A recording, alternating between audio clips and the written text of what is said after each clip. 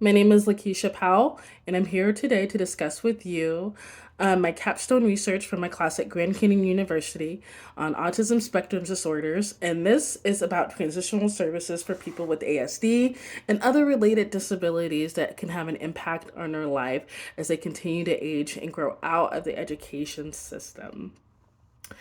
As many of you know, depending on what state you live in and what resources are available to you, many people who have ASD and other disabilities age out of the public education system around the age of 21. So, most students will stop school at 18 when they graduate, but a lot of states like mine here in Nebraska will allow a student who has special needs to attend until the age of 21. And this usually means that those students are working on life skills, vocational training, behavioral issues that will follow them throughout their life. And these are skills that they're going to need to be successful. So that's why my paper focused on transitional services, services that will follow someone throughout their life and continue to make them better. Okay, and so with that, I want to discuss with you some of my SMART goals that will align with how I would hope to help people who are transitioning throughout different phases of their life.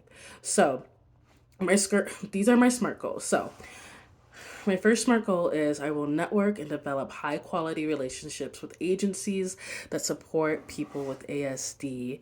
And of course, that would also include other special needs and disabilities. So, here in my state of Nebraska, there's different providers that offer services.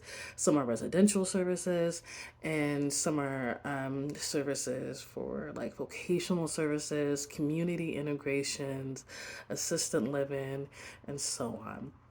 My role is to network with these providers to ensure that I am building a good relationship with them so they know that I am someone who is here to help and to better the entire team.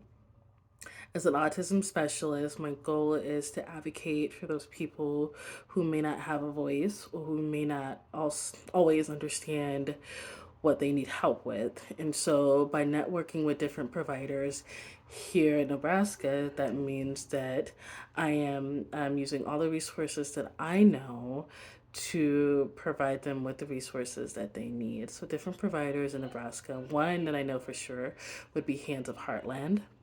And this is a provider that offers a lot of different services to their participants. That includes employment, some job skills, and most of all, the most important part is just mainstreaming them into the community, getting them out and about into the public so they can be familiar with those places and so people can be familiar with them as well. And so that's my one goal is to make sure that I'm making an impact on those agencies. My next goal is that I will engage in two opportunities that support the ASD community. So what would that look like for me? So there's different places around Nebraska that offer support for people with autism spectrum disorders. I do know of some ABA clinics around here, and so, for one strategy that I thought that I could use for this would be to maybe volunteer at an autism center, like or at ABA place. So, apply behavior analysis, volunteer, interview BCBA to get more information about the type of work they do and how that's implemented in the children's daily lives. Most of the ABA clinics here are for early childhood, and it'd be nice to just get an insight to see how they do things and how they impact the autism community. And there's also an autism community network or ACN here in Nebraska. And this is a place that offers a lot of resources to families who have children with ASD, as far as the Special Olympics or just different organizations that go around and help provide opportunities to integrate them into the community or get them involved in activities. fun, just a lot of different fun things that I would love to support and be involved. And so this could mean just volunteering my time and seeing what they do there, or volunteering for an activity, whether it be the Special Olympics. I know recently they had an art show, and that could be something that I also do.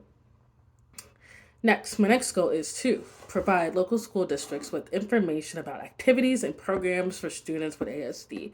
Now, these goals need to align with my career objective, and they also need to be obtainable. I do have some experience with our local school district, but I don't know how they interact with outside influences. But my goal would be to provide some opportunity where they would want to network with maybe the autism community network, or they want to network with maybe an ABA company nearby. And so my role would be maybe to offer them that information to say, for your families who have children with autism, did you know these places exist? Is this something that you would be interested in continuing on with? And so on. And this for me would be a goal that I would want to achieve in the next 5 years.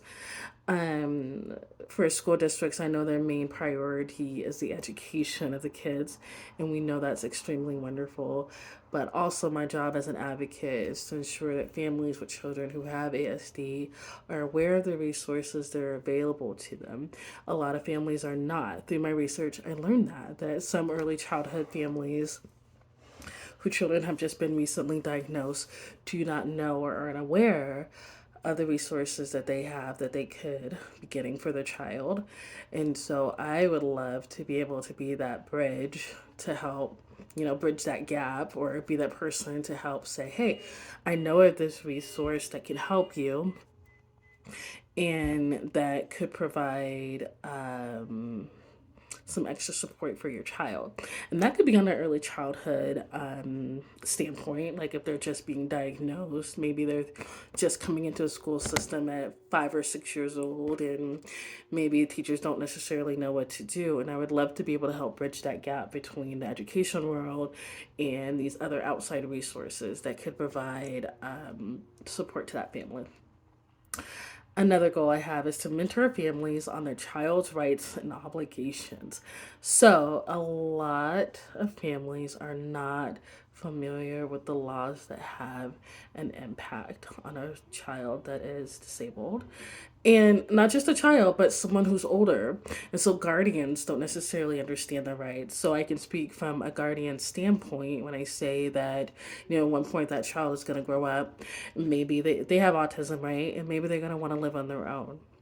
Maybe they are going to want to find a job. A lot of places, unfortunately, will discriminate against a person with a disability. And so there are places, obviously around the United States, but in particular in Nebraska. Well, we have the ARC, and that's like a nationwide thing, and each place has their own like office in a different state. So the ARC is a place here in Nebraska, and of course, like I said, around the United States, that can help with assisted living, and it can help with job training, but it also helps fight against discrimination. And so this goes with another goal that I have about researching laws. And so I would like to look more deeply into those laws that can have a meaningful impact on the special needs community.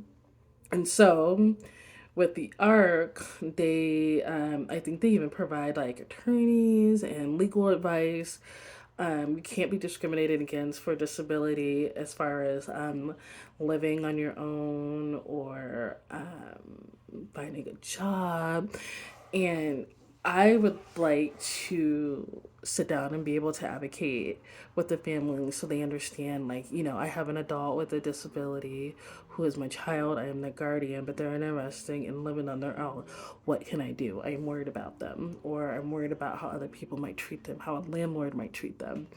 And so I would love to be more knowledgeable on those laws to help offer some guidance in that area. And again, that goes with my next goal, to research laws that impact the special needs community. And that is something that I can do at any point. I've slowly been learning about like the Idea Act, and that's something that impacts like their education. But I want to learn more about laws for the special needs community that would impact the older community, people who have aged out of the education system, so I can further assist their parents and hopefully maintaining some goals and some responsibility for them. And so my those last two goals kind of go hand in hand, and those are something that I hope to start achieving in the next couple of years. Like I can start learning about the laws and getting more in depth into that right now as we speak. And then hopefully I'll be at a point in my life where I can mentor those families and help guide them in the right direction when they are ready to have their child live on their own, or if they're worried about their child being taken advantage of. These are things that I would love to help with and I can continue to do. Now, my last goal is to pursue leadership opportunities. So, this is my last class and this is my master's. And so, one thing that I wanted to do is continue to be a servant leader for people with special needs and other disabilities. In particular, autism spectrum disorder is something that I have a passion for. Obviously, I wouldn't have gone to school for it if I didn't believe that it was important to our society. Every day we know that doctors are learning more and more about autism, and so I believe that this is something that is always going to be around, and I want to pursue leadership opportunities in this field where I can continue to be an advocate. I can continue to be a voice. I'm always going to extend my learning and my knowledge on autism and the rights and their obligations, their laws, so I can continue to assist families and help them more. So, I hope you enjoyed this presentation. Those are my goals. Those are something that I'm hoping to achieve all within the next 5 years. I know I can do it. It's been an honor to be in this class. I am forever grateful. Thank you.